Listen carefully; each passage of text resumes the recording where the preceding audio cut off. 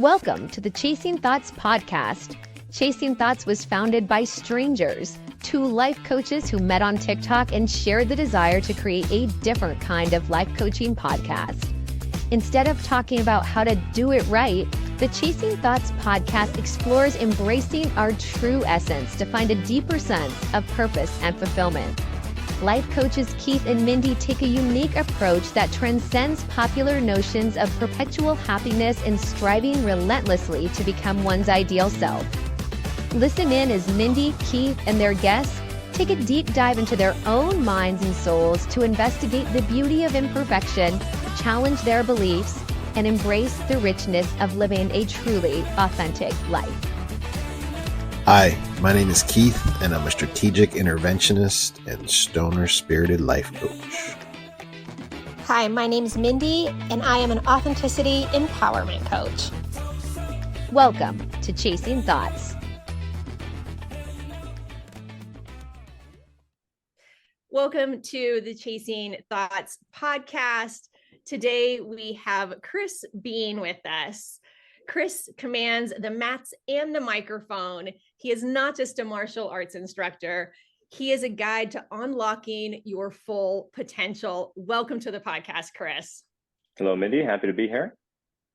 So just to sort of get in touch, let's just hear sort of your story. Tell us how you arrived being this human in this moment.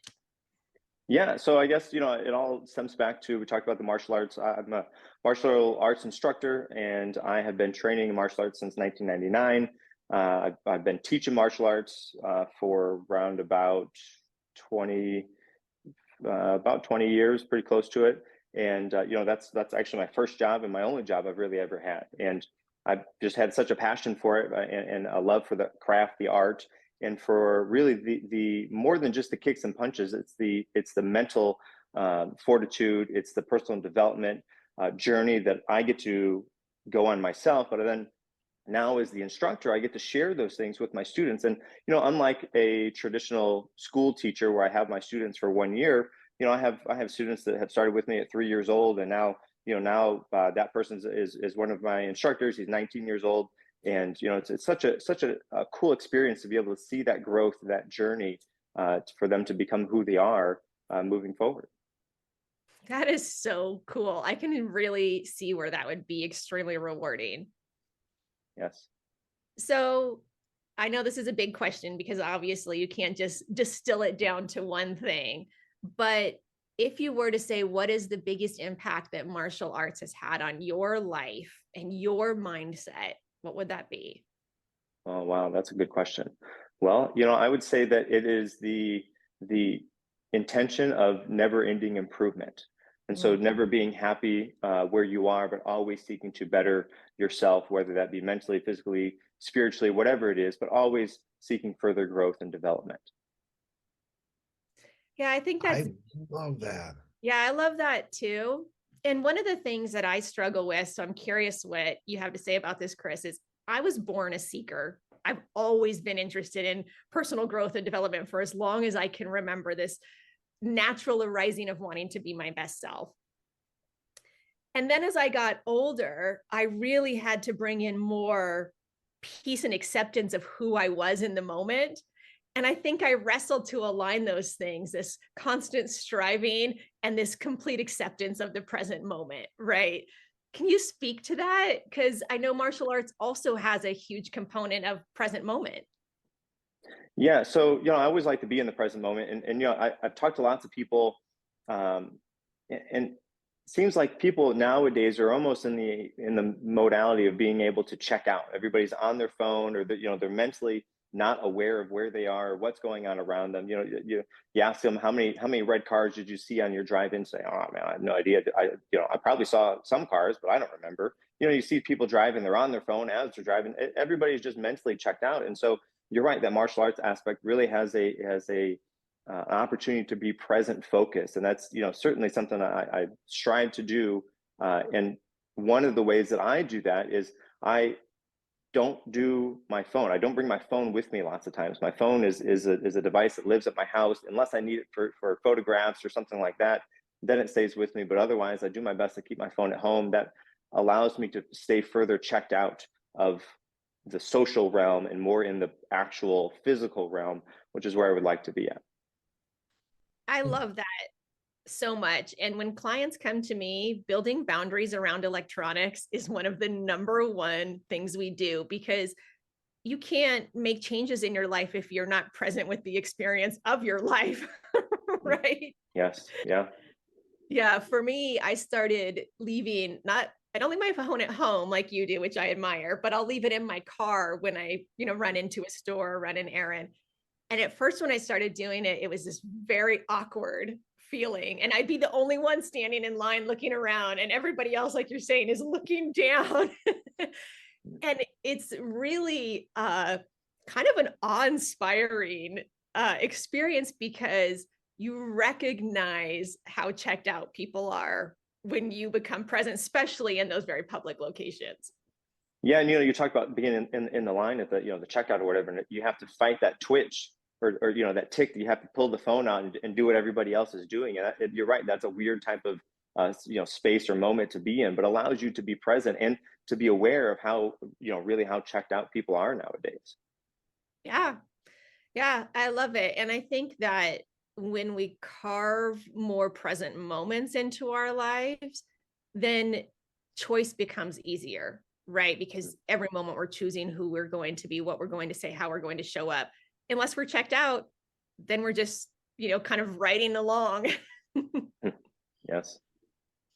So yeah, I remember like standing in lines at a supermarket as a kid, and we would read all the magazines, like the boy that was born half bat, half boy, and now I even see ads where they're pushing like, oh, I'll play this game when I'm standing in line at the supermarket. And I've always thought, like, why do you need that constant entertainment that comes in? It's almost like if we're not constantly being bombarded with all these colors and everything, we just don't know what to do with ourselves anymore.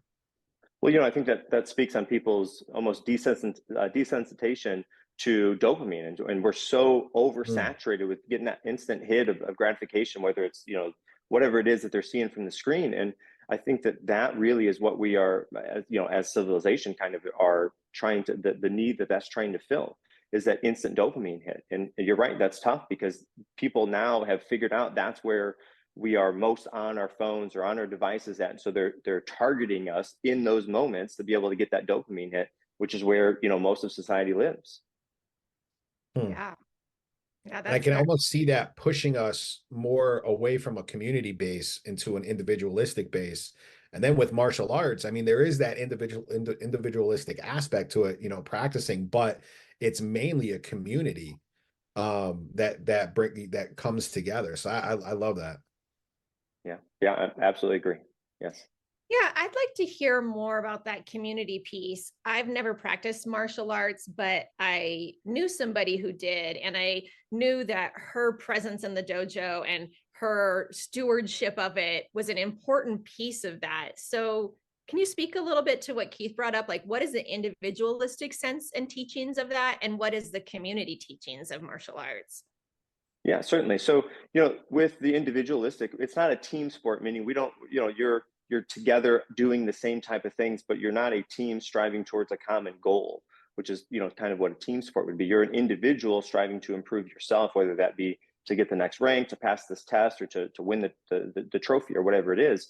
But the community is, you are there with like-minded individuals. I'm sure as life coaches, you have a sense of connection between you and the person that you're coaching. And then if your individuals that you're coaching get together, then they have that community aspect as well, because they're all coached by you. And so that's where that kind of that community lives. And the nice thing is too, when you work out with people, when you sweat with people, when you beat up people and they get to beat you up, there's an extra kind of, it's like a family atmosphere. If you think about, especially boys do this more often than women do, but boys, especially growing up, they're beating each other up, but that doesn't mean they have necessarily a bad relationship. That is bonding for them. And I think that really is the bonding aspect that brings in the community, not to mention, again, that, you're with those people for so long. It's not just for 1 year, but you're with them for years and years, to, again, always striving towards seeking further advancement for themselves, not necessarily in a team way, but as an individual to better succeed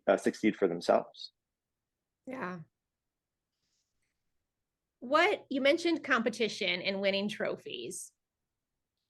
Can you speak a little bit more to that? Because I find this to be a very interesting topic. And my son is, well, he's almost 21 now, but throughout his growth, my husband and I often struggled with the everybody gets a trophy culture and the trophy for success culture and the competition culture, which can be healthy and also destructive, comparing yourself. So I'd love to hear more about how competition is viewed through the lens of martial arts. Yeah, so competition is interesting because it gives you an opportunity to kind of test your skills, so to say. You get to go and you get to compete against somebody else. And the interesting thing is I can do that with people I don't know, depending on the type of environment it is, or I can do that against people I do know. And depending on that environment, it plays out sometimes differently, and the way that you bring yourself to those is a little bit different versions. But generally, as you're there competing against those other people, you're right, not everybody gets a trophy. The first place, second place, and third place, and it's the biggest, littlest, and smallest. And then you have an overall, lots of times, the tournaments that I've been to in the past, that they have an overall winner. So the person who got the most first places in the best, in the biggest categories of most overlapping or whatever, they get the biggest trophy. And striving towards that and not always succeeding, I think, is important, because I think that failure is probably the biggest way to learn something. You can't learn if you're always achieving the things that you want to achieve, but it's by failure, going through those tough times, you get to find out who you are and why do you actually want this, and then is this something you want to achieve for, and what can you do to strive to get that to be better for next time. Yeah. That is odd. That was going to be my question too. What role does failure play? Because I took karate when I was a kid. Now I tell people I take it online with my YouTube sensei, but and learning new things, it was sometimes so frustrating, especially when you're using, I think we had this thing called star block set. Like, this is like so old, but when you get two arms going, I would end up punching myself in the face, more often than blocking anything, so failure has to play a big role, but it's not failure in the sense of like, let me beat myself up. It's a good thing. Yeah, I think that the instructors get to push and pull on how that works, because if it's done in the right atmosphere, the right environment, I think that failure, like you said, is important. But unfortunately, it can be taken incorrectly as well, as if you are allowed to dwell on that, or to think that is you as a person, as opposed to that event that happened. And that's a big dichotomy that you have to balance appropriately, that failure is something that happened to you, not who you are. And the instructors get to kind of set the stage so that happens appropriately, so you can learn from those mistakes and not dwell on those and count that as your personality from that on. Yeah. And as a leader, as an instructor, how important is that to you, to ensure that your students are not taking it in the way that they shouldn't, but using it to motivate them to move forward? Like, do you have tactics that you used, or is everybody sort of, you got to deal with everybody individually? Well, yeah, so there's certainly different tactics to use, and everybody is different as well. But the way that we run our school is that if I have a student that's having a tough time getting something, it's not the student's fault, it's my fault. I didn't share that information in a way that they can better understand that.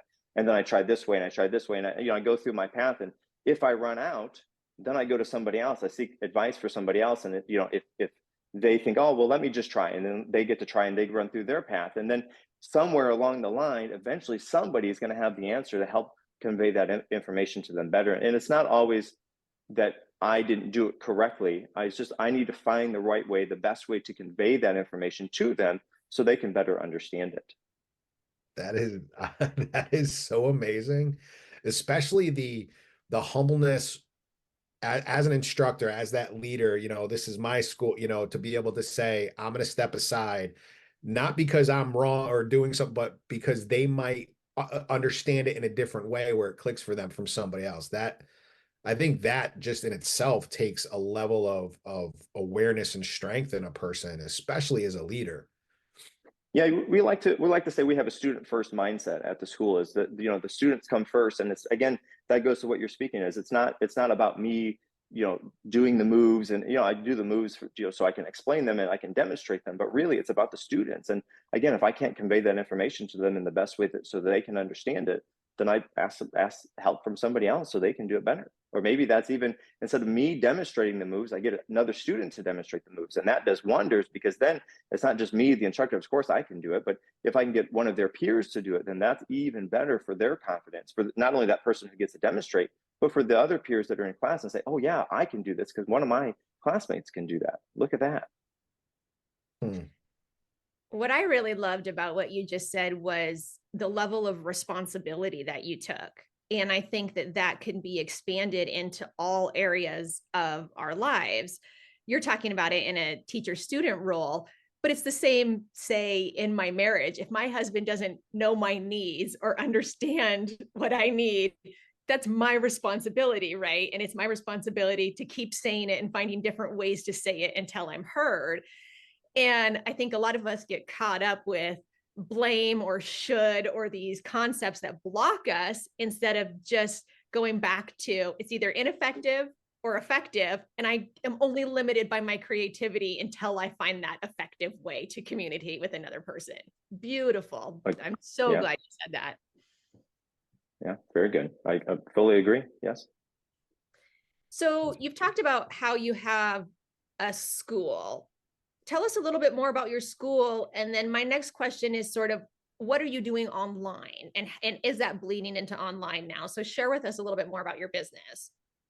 Yeah, so I'm not the owner of the business. I'm the operations manager, sort of say. I'm the head instructor. So the owner is the owner. He takes care of the payroll, those kind of things, marketing, and then I'm the person who's in charge of the way the classes are run, the information that we teach, how it's taught, the other instructors on the floor, the office staff, all of those kind of things fall into my realm of responsibilities. And the nice thing about that is the owner was my instructor way back in the day. And the nice thing is that he gave me the opportunity to step in to become the person that I want to be. It wasn't about being a carbon copy of what he is, but I got to be my own self. And the cool thing about that is I was able to change and develop and shape and mold and improve the information that I got from him to better convey those things to the students. And so again, it's all about being a student first. And so with that in mind, there's lots of things where I'll see a hole and okay, what can we do to fix that hole? How can we fill it so that doesn't happen to everybody else that goes through this? But unfortunately, it happened to that person, and I have to try to learn and iterate from there to learn and grow to improve, so that doesn't happen for other students or other families or what have you. Yeah. And I'm most familiar with you with your online presence. So talk about how you're showing up online and what your mission is for your posts on Instagram and sort of your online presence. Yeah, so that is all stemming from my podcast. I'm a co-host on that, where we have it's the Prestigious Initiative, to plug that. Sorry, but so on there we talk about how to live a more prestigious life, and so my Instagram content, Instagram and Threads and TikTok now as well, but all of those, and YouTube as well. Sorry, but all of those are small snippets of information to help to live a more prestigious life, and it is a lot of information I've received from my training as a martial artist, as an instructor. But on top of that, now, like in school, I didn't like to read the books that were presented to us because they were boring. They weren't fun. But now I'm reading, like I read the last book. Right now I'm reading Marcus Aurelius Meditations. The last book I read before that was Jordan Peterson Maps of Meaning, which is an advanced level college textbook, very, very in-depth and thorough. And that is not at all something I would have chosen to read soon after I got out of high school or even university. But now I sought that out to learn and grow in those areas. And I think that is where I was talking about a continual improvement. I don't want to be satisfied with where I'm at. I want to continue to be pushing the boundaries and learning and growing in other ways. And I think that trying to share those ideas or mindsets with my audience is one of the ways I can do that. Well, I want to say thank you, because it is not easy showing up on a public forum, and not only the inner journey, but even the very technical journey to get there and combining those two things. And so I just want to acknowledge and validate that your stuff is great. And I think it's having an impact. So thank you for, thank you for doing it. Thank you. Yeah, I've tried to show up every day. I don't think I missed a day. And you know, for the longest time, because I was anti-phone and really I didn't have any social presence at all up to about mid-October. And so I started mid-October, but I've been consistent every day since then. And now I've been doing a video every day for the past, I don't know, 30 or a little over 30 days, just to continue that content, to share that information. We have a lot of entrepreneurs who listen to the show. Can you speak to how your mindset is helping you do that? Because that's really challenging for a lot of people, showing up publicly every day, 30 days. So what is it in your mindset that is allowing you to do that? Yeah, so I've learned a long time ago that I don't have to be perfect.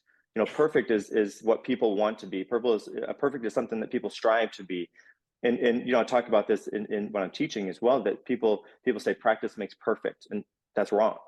And I can prove it, because have you ever written your name before? Yes, of course you've written your name. How many times have you written your name? Oh, thousands of times. Does it look the exact same every single time? No, it doesn't. I mean, would you agree? Does your signature look the same every single time you write it? Yeah, not at all. Yeah, right. So therefore, practice doesn't make perfect. And I can further demonstrate that, because if you started writing your name and you spelled it incorrectly, you're going to know it incorrectly until you did the work in order to fix it. So perfect is something we can't do. And then, okay, well, then perfect practice comes in. Well, okay, if you can't do it perfect to begin with, then there can be no such thing as perfect practice. Now, that doesn't mean that practice is improper or doesn't help, but practice makes permanent. And with that kind of mindset, I know that I don't have to be perfect. I just have to continue to do things. It doesn't have to be exact, perfect every single, that's okay. And I'm okay with that, because if I dwelled on it, if I tried to make it perfect, then I would lose the opportunity to put something out. Something is better than nothing. And if I can do that 0.01% every single day, and if I can get 0.01% better every day, then that's where I want to be at. I don't have to try to shoot for 100% better every day, because that's something that I can't do. People can't do it. I don't want it to be such a daunting task that makes the effort of doing it so laborious that I can't show up. I can't do it every day. So I have to know that as I'm doing those things, as I'm putting that content out, I know that it's not perfect. It can't be perfect. And I'm okay with that, because I understand that humans can't do hardly anything, if anything, perfectly. I love that. I don't think I've ever heard that before. And I'm like, my mind is blown. I'm like talking to Yoda, you know, like that's incredible. I've never heard that before. I'm like, but that makes almost like perfection is always on the horizon. We can never reach the horizon. So it's always a goal to keep moving towards. Yes. Yeah, we can certainly strive for it, but we have to understand that that's not something that we can actually achieve.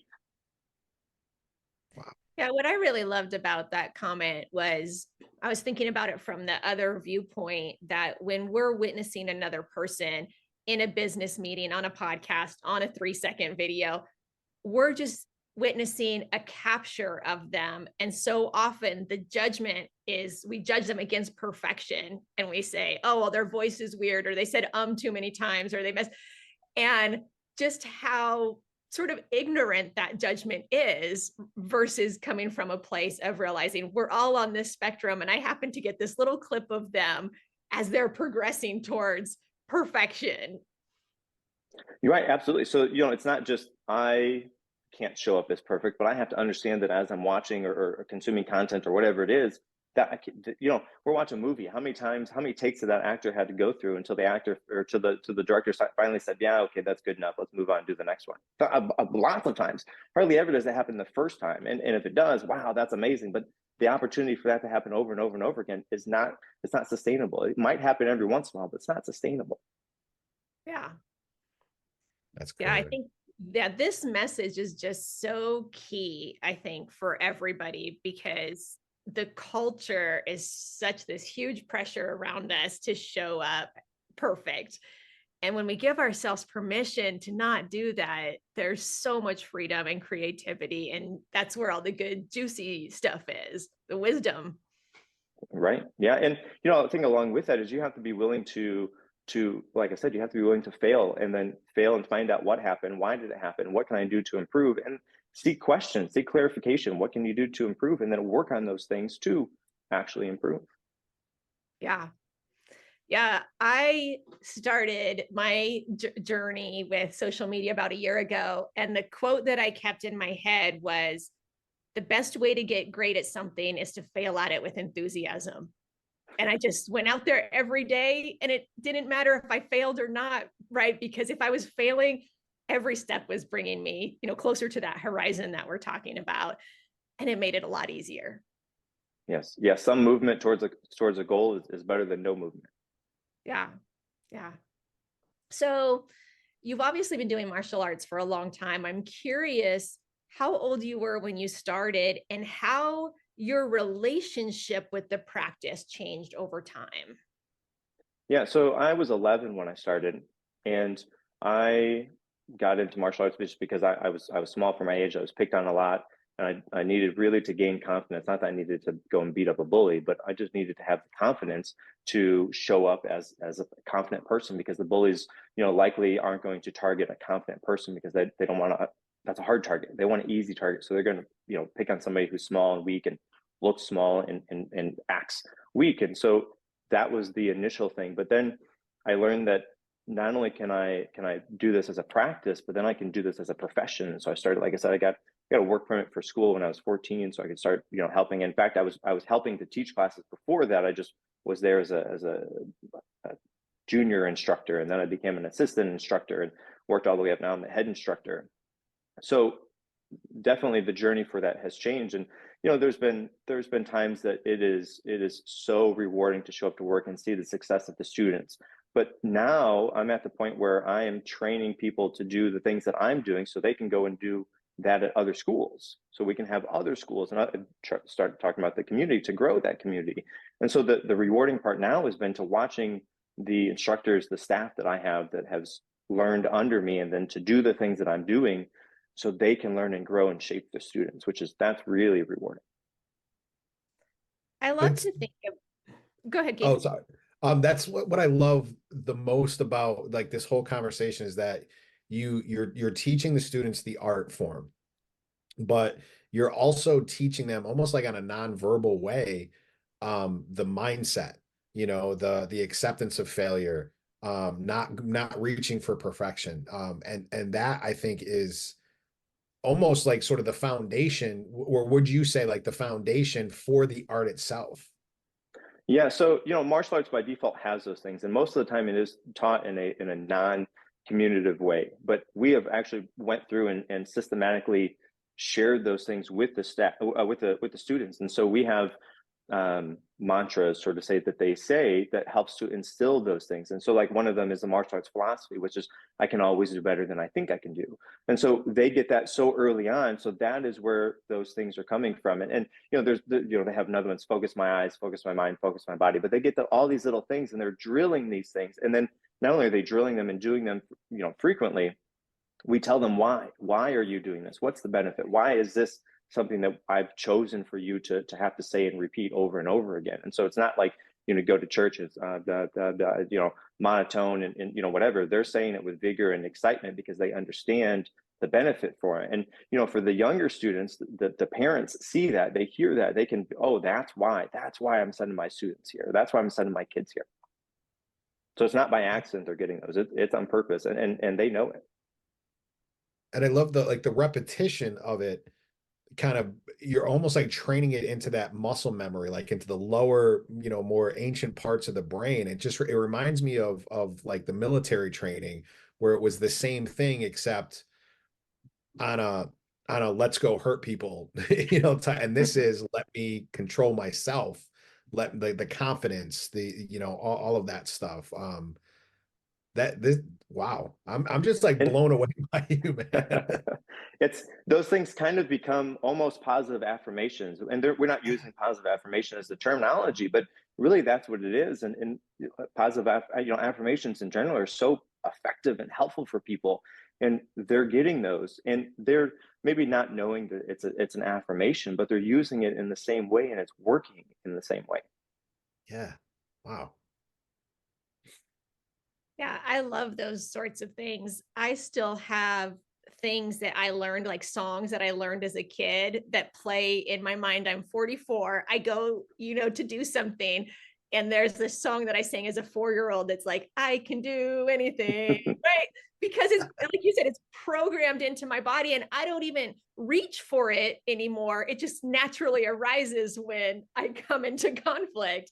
How great is that? Yeah, like you said, it becomes almost part of the subconscious, which is then part of their basic programming to be the person who they are. Yeah. What I'm thinking of as we're talking with you is just what a beautiful network of lives you've impacted, not only in the direct ways, but in the subtle ways of communication and confidence and showing up, and how that can affect so many lives.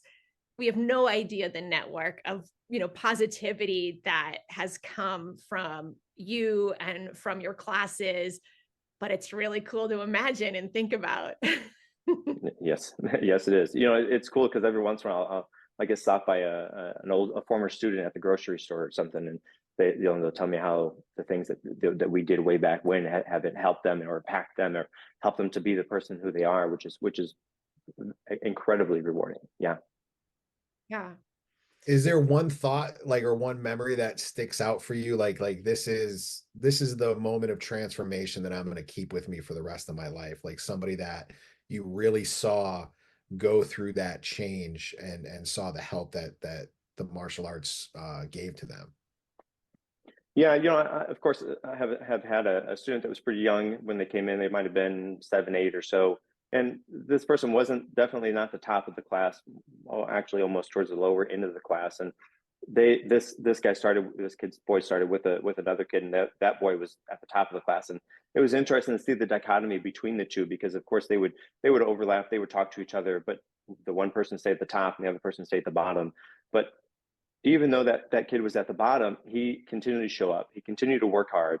And he was the person who you would say, okay, hey, do this thing 5 times. And he would be off in the corner doing his thing, and everybody else would be playing a game or having fun doing something. But that kid kept showing up and doing the work and putting the work in. And then, almost a year or so later, that top person was still pretty close to the top, if not the top. But the second person was catching up about halfway, middle of the pack. And then, by the time they got to black belt, well, that person who continued to show up, stood in the corner, did the stuff, did the work, put the hard work in over and over and over again, he's surpassed. And it was interesting because it was almost like that hard work and that dedication, the discipline that kid had, helped him to become so much better than the other person. I think, and it has to stem from that hard work and dedication. And then I guess the flip side of that is the other person had natural talent, and natural talent is great, except for when it runs out, and it will. And when you don't have the hard work and dedication backing, when that hard work or when that natural talent runs out, then you have nothing to fall back on. And that's what happened. It got harder than it should have for that kid, because he didn't know how to practice, didn't know how to put the work in. So that kid fell back, and the other kid was bolstered forward. And I can only imagine where and what that kid is doing now with that dedication, hard work, and discipline that they learned. I love that. It reminds me of Bill Nye the Science Guy. I saw a clip from him, and he was talking about, a universe creates galaxies, galaxies create stars, stars create planets. So it's this, and the planets, they come together because all the small pieces gravitationally pull. And it's so he was saying, do the small things until those small things become massive. And it seems like this student, like that's exactly what he did. He just stayed with that discipline, with the small thing, accepting the failures, being in the back of the class and not letting that stop him. Like that, oh man, that gets me fired up. I mean, the motive wow, that is a cool kid right there. Agreed. Yes. And how empowering that concept is, that we don't need any sort of innate talent to get where we want to go. And it's something we have or don't have, but we all have power over how much effort and discipline we put into the things that we want. And that makes it more of an equal playing field than I think sometimes we perceive from the outside, that somebody's better than us or more talented than us. But that's not really, like you said, when talent runs out, when the rubber hits the road, that's not really what's going to matter. That's right. Yeah. So small actions repeated every day that lead toward success, not the one-time things. Yeah. So I'd love to hear a little bit more about your podcast. So tell us sort of the story of how it started and what your relationship with it is, if you're enjoying it. I'd love to hear more about that piece. Yeah, so the podcast is the Prestigious Initiative, which are two very difficult words to say and also very difficult to spell. Understood? Yeah, I know. But I think there's so much in the title of something, and the Prestigious Initiative, I think, really sets the tone for what it is. And so we talk about things like goal setting and habit forming. And lately we've been doing a lot of interviews with guests, and it's so cool to learn from the things that they're sharing with us and the journeys that they're on. And, you know, so the cool thing is, what we do is, after we have that episode with the guest, they leave, they're done. Me and my co-host, he's taking notes during the episode. And so after the guest is done, we go over the notes on another episode where we talk about how we can apply those things that we learned from the guest to our lives. And so our followers, the listeners, can share those things as well. And, you know, I think that one of the biggest things that I found from doing this podcast is kind of like self-discovery. And I had some ill-formed thoughts on a lot of things, but doing this was really able to come to a better understanding of some things, like, you know, goal setting, for example. Everybody talks about goal setting, like, oh, you want to set SMART goals. Well, to be real, SMART goals have some failures that are built in there that don't make them so smart. There's some things that they're missing. And so with this, I was able to, after listening to guests, after doing some self-discovery, talking, researching, from SMART goals, I was able to come up with visionary goals. And if you don't mind, I'll share what that acronym is. So visionary goals. V is for visualize success. I is integrate values. S is for set your why. I is for instill affirmations. O is organize daily practices. N is navigate weekly check-ins. A is anticipate obstacles. R is reveal comfort zone stretching. And then Y is yield to adaptability. And so those things are kind of course, there's some components of it for SMART goals, but really those are built in to visionary goals. That, like, you're with a goal, you want to visualize what it is like to achieve that thing, right? It's not just, I want to write it down on a page. And once there was the Harvard study, which from what I understand, maybe isn't as official of a study as it is anyways. But anyways, they say people who write their goals down are 95% more likely to achieve them. Okay, well, you write them down, you put them in a drawer somewhere, you're not going to look at them. Or, okay, then you write them down, you put them on a wall. Well, unfortunately, we all know that picture on the wall, we don't look at it anymore. You don't look at those pictures that are in your house anymore. So you put that thing on the wall, it doesn't move. It just becomes a static image that's part of the wall. So that doesn't work either. But if you can visualize it, if you can live it, breathe it, smell it, all of the tastes and senses in there, that's so much better. And then we leave out the values. And values are something I have learned that people do not do very good at. People think of, I think of values a little bit differently than what a normal person is. So people think of values like honesty, integrity, those type of things, but that's not how I go about it. Values for me are the things in life that you value. So you think about all the different hats that you wear in a given day, week, month, year. Okay, I'm a father, I'm a instructor, I'm a podcast host, or, you know, what, all those things. And so I write those all down. Maybe there's 8 of them. And then the next step is I want to rank order those. What's most important? And then you put them in order. Then you set each of them a why. Why is that most important? And then on top of that, you set an affirmation for each of those values. And then the last step is to set a reminder on your phone, your watch, somewhere in your system for that affirmation to be brought to you when it's most important. So for example, I have one that tells me every day that I'm at work teaching that I'm the best martial arts instructor in the world. Now, maybe that's not the case. That's okay. But I see that affirmation every day as I start my job for teaching. I'm the best martial arts instructor in the world. I get to tick that box and say, okay, yeah, that's me. I get to live that out. And so adding your values to the goals are something that is often overlooked. And then of course you want to set the why. Why is that goal important to you? It's been said that you can bear any how if you have a strong enough why. And if you don't have a good why for achieving that goal, then maybe it's not a goal that you want. Maybe it's something that somebody else wants for you. And so that would be an opportunity to self reflect and see if that's something you actually want. And then affirmations, right? I talked about those. Affirmations are so important and impactful, especially if you can do it for a goal that you want. Have those consistently reoccurring things that you are consistently telling yourself to live into that person who achieves that goal. Daily practices. You see, I don't think of habits like normal people think of habits. Habits becomes a magic word that somebody says, oh, just make a habit for it, and then you don't have to think about it. Well, that's not what happens. Habits, and of course, then they say 21 days to make a habit. Well, that's not how that works either. But a habit is something that you have to practice every day. It's not going to happen by accident. It's going to accidentally get forgotten, especially if you think it's a magic thing that just happens accidentally. But you have to practice it. Something you have to daily practice or weekly practice, depending.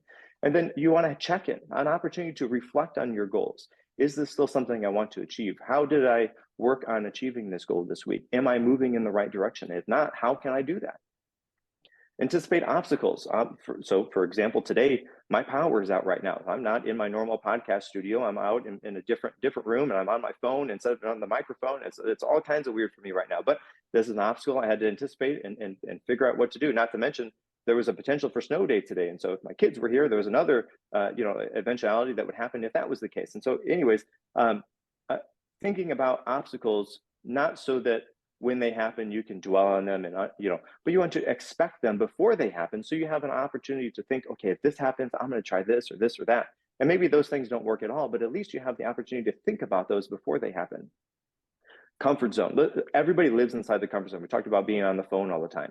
Everybody, that's their comfort zone. They don't want to look up at society. They don't want to see what's going on around them. They want to live inside that phone. If they can, they climb inside that thing just so they can be there all the time.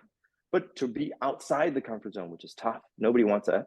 That's hard. It's tough to do. But if you can stretch your comfort zone, oh my gosh, it'll be so much better. And then the last one is yield to adaptability. You want to be adaptable in your goals. If it's not something you actually want to achieve, move, do something different, right? Be adaptable in your approach to this. It's so important. Sorry, I went off on a tangent there. Goals is something I talk about a lot, and it's near and dear. I could have listened. I felt like I need to pay you for what you just that was incredible, and I'm going to study this thing. and wow is all I can say. That was one of the best things I have heard in a long time, man. Well, thank you. Yeah, beautifully put together. I mean, I feel like you echo a lot of the same things that I think and believe. I also have a little about SMART goals. But the way that you put it together with that word, everything's very succinct and beautiful. And we're definitely typing that up for the show notes, because yes, that's great. So thank you very much for sharing that. That was awesome. My pleasure. So Keith, before we go into our shameless self-promotion and our silly question, do you have anything else you want to explore with Chris? I am seriously just blown away. I feel like I've been through a college class, and it was so funny because last night, just how things kind of come together when they need to. Last night, I was kind of beating myself up. I wasn't happy with the progress I was making with some certain things and everything. And then you come on and literally just sort of soothe all of that and say, you know what? Yes, I might not have made the progress, but that's exactly where I need to be right now. So from the bottom of my heart, thank you for sort of fanning the flames of my own hope and my own passions. And if I can ask kind of a question off topic, as a martial artist, my biggest question would be Bruce Lee or Chuck Norris? Well, so that's a small backstory. I was able to go to Las Vegas. I wish I could tell you the year. I couldn't tell you the year, but when Chuck Norris received his Lifetime Achievement Award from Black Belt Magazine, and I was able to be there and see him. And I wish I could say Bruce Lee, but I would have to say Chuck Norris only because I was able to be there and see him. And, you know, it's so interesting because at the time, Chuck Norris jokes were wildly popular. And so he was up on stage and they're telling Chuck Norris jokes. It was really kind of interesting. And he got to tell us his favorite one. I wish I could tell you which one that was. Sorry, it's been so long ago. But the thing that sticks out the most for me is he had a bodyguard. And I can't imagine that bodyguard was there to protect us, or not protect him from us, but rather to protect us from him and the things that he Yes. could do. So that was really cool. That's awesome. Yeah, I bet it was really great to some people hold big energy and you can't experience their energy without seeing them in person. So that was a real gift. I bet that was very cool. Well, and so to further the backstory a little bit, him and I started in the same art. So he did Tung Sudo. He eventually created his own art, but he started in Tung Sudo, and that's the art that I started with, as well as what I teach now. And so there's more to that. But on top of that, he teaches Christian martial arts, and I also teach at a Christian martial arts school. And so there's lots of overlap in the things that he's done in the community for the martial arts, but also for just the community that he lives in, and helping other people, I think is definitely something to strive for. And I really admire that for him. And unfortunately, I'm sure Bruce Lee would have been on the same way, but he just didn't have the opportunity to do that as he was cut down. Yeah. Beautiful. I love that. So Keith and I really believe in this thrive and help thrive philosophy, right? That's the way of the future. And so we like to give our guests at the end a chance to shamelessly self-promote if there's anything that you want to say or list or tell our audience before we wrap it up. Yeah, so I mean, we already talked about the Prestigious Initiative. You can find, all the podcasts there. We've had 60, I don't know. We've recorded so many of them; they're not all up yet. So I think we're around about 55. I think has been released already. So you can find those on anywhere podcasts are, and then you can find me specifically at Chris Beane Official. I'm on YouTube. I'm on Instagram, Threads, and TikTok. Awesome. So we like to end with a silly question for all our guests. My question to you is, have you ever had a stuffed animal that you really, really loved, or do you currently? And can you tell us a little bit about that stuffed animal? Unfortunately, I can't remember if I've had any stuffed animal, and I certainly don't have a stuffed animal now. You'd be surprised. Some adults do, and it's being embraced more. So whatever works. Yeah, not for me. I'm gonna send you one, man. I'm gonna send you a stuffed Chuck Norris teddy bear or something. Thank you so much for your time today. We really enjoyed having you on the show. It was awesome. My pleasure. Thanks for having me. Thank you so much, man. Thank you for listening to the Chasing Thoughts podcast. Please support us by liking, subscribing, or leaving a review or comment. We would really appreciate it. If you'd like to be a guest, we would love to explore life and what it means to be human with you. Please email us at chasingthoughtspodcast@gmail.com.